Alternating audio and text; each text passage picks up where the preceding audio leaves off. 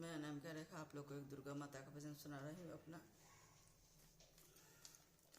किए रहू आदा भुला गैलू हो मैहर वाली मैया, किए रहू आदा भुला गैलू हो मैहर वाली मैया।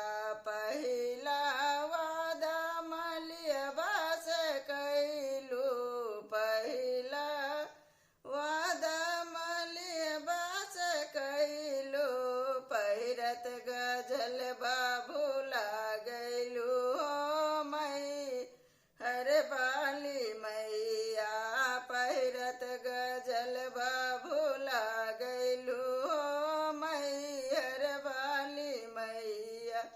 किए रही वादा भुला गैलू हो मैहर वाली मैया।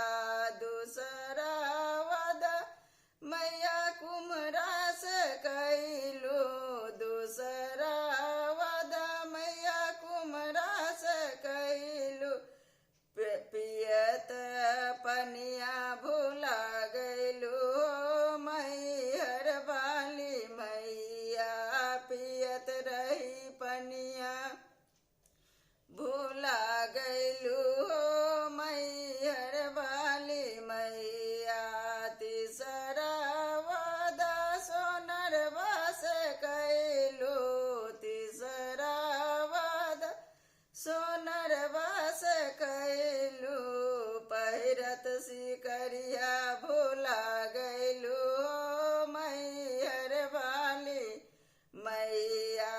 पहिरत टीका भुला गैलू हो मैहर वाली मैया।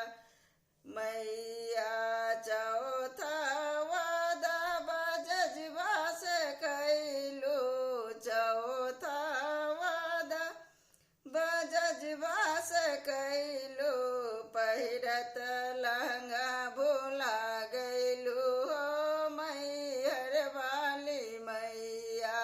पहिरत चुंदरिया भुला गैलू हो मैहर वाली मैया।